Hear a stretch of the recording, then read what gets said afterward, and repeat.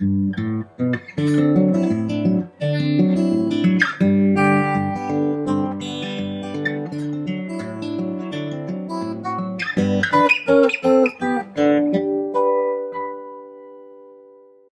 to the step Personnel of Innover UK's CE Wizard. As you're still a free user, we've skipped one of the key steps in the CE Wizard, a step where we set up the structure for your factory production control system's documentation structure and download the most important file in your whole FPC system, the FPC manual. But don't worry, you can still complete this step even though we have skipped these things. If you want to get an idea of what you're missing, we've included a sample FPC manual in the step-by-step instructions that you can download for free. I recommend that you download the sample FPC manual, open it up and see how the FPC manual is designed, what kind of things we go over, and so on. So I guess that's enough about the generalities, but just remember, if you decide to purchase this CE Wizard, you'll be able to set up your FPC system properly, download all the needed files, and ultimately CE mark your products. After completing all the tasks in this step, you will meet the requirements that deal with controlling your company's personnel. In short, the standard requires that all responsibilities, authority, and the relationship between your employees have been defined. And then you must make sure that your employees have the appropriate qualifications to perform their work. Now, to meet these requirements and to develop the necessary proof, this will require a few simple procedures and the following FPC documents: the FPC Manual, Personnel Qualifications and Organization, Personnel Qualification Requirements, Internal Training, and the Training Document. Now go ahead and download all the files made available to you from the right sidebar. There are no optional documents in this step. Store the files in the appropriate folders that we set up during the previous step. But before we proceed, I want to say a few words about each file that you just downloaded. The Personnel Qualification and Organization file is used, among other things, to define responsibilities in your company and to record your employees' job-related qualifications. After the FPC manual, this is the most important file when it comes to controlling your personnel. Personnel Qualification Requirements is used to define minimum task-related qualification requirements. Internal training is used to record the one-on-one trainings that you might organize to your employees if you notice that their qualifications do not meet the minimum qualification requirements. The training document is used to record internal trainings that are organized for groups bigger than just one employee. Before opening the FPC manual and starting to modify this FPC system to suit your needs, I want to mention that we have included another training video in this particular step. This video is very important, as we'll answer such questions as how you must use the FPC documentation in your company during and after having completed the CE Wizard. So please see that one before moving forward. Now that we know what the FPC documents will be used for, open your FPC manual and navigate to the section Introduction. In this section, when it comes to your personnel, you name the employee who will be responsible for your FPC system and the CE markings. If you have several locations, you can name a different responsible person for each location. The next stop in the FPC manual is the section where we discuss about the human resources. Here we've included how you should control your company's human resources so that you meet the Harmonized standards requirements. First of all, we mentioned that you have a personnel listing where we will record your employees and their job-related qualifications. We will use the same document also to define responsibilities and authority in your organization with a responsibility matrix.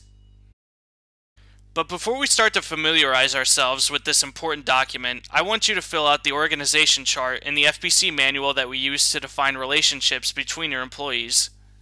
There isn't really any proper way to do this, but a good way is to place the name of the employee in the box who's in charge of the specific function.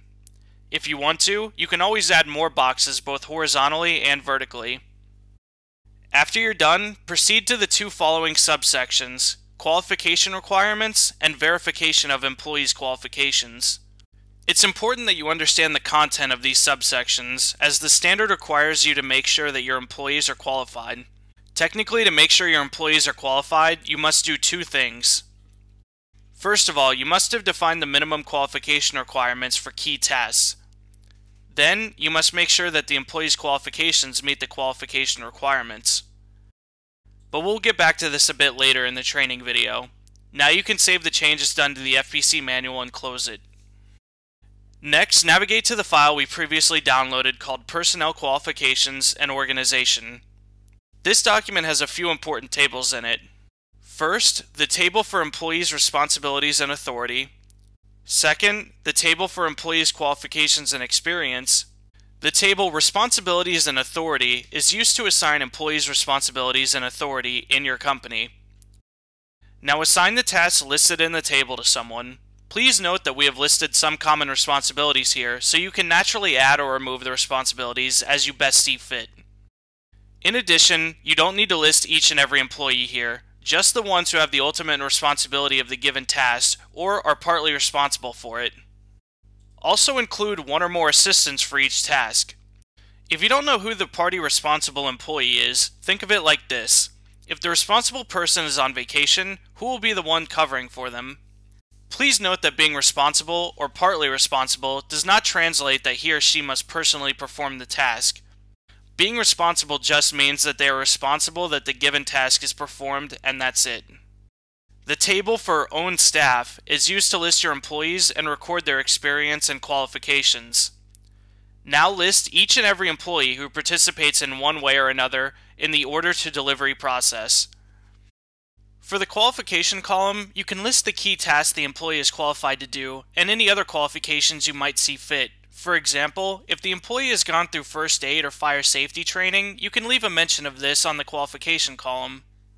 It's important that you always keep this table up to date, as you are required to compare these qualifications with the qualification requirements. Now we're almost finished with setting up the FPC system's processes and documents to control your personnel. The last thing you must do is double check and verify that your employees are qualified. Please note that with this harmonized standard, there are no mandatory minimum qualification requirements, so it's up to you to decide how to define them. The minimum qualification requirements can be as simple as saying, employees in charge of inspection of incoming goods must have undergone a half-hour introduction to the task itself, and once the employee has received this training, he or she is considered to be qualified to perform that task. Now, just compare your employees' qualifications that you listed in the table Own Staff with the minimum qualification requirements in the document Personnel Qualification Requirements. If everything is okay, then you're all set. Your employees are now considered by the standard to be qualified for their work. But if, on the other hand, your employees are lacking qualifications, you have a small problem that must be addressed before you can CE mark your products. In this case, find out how your employees can receive the appropriate qualifications and then proceed to acquire them.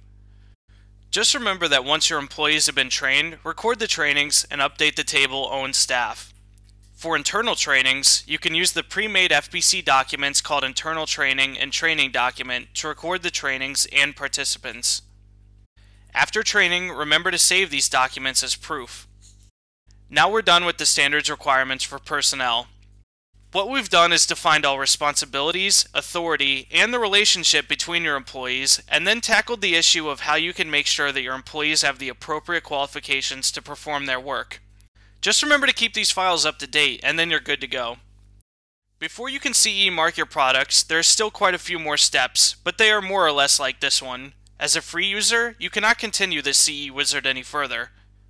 But I really hope that you consider purchasing the full version, and after that, you'll gain access to all the steps, documents, and training videos. I hope to see you in the next step, documentation.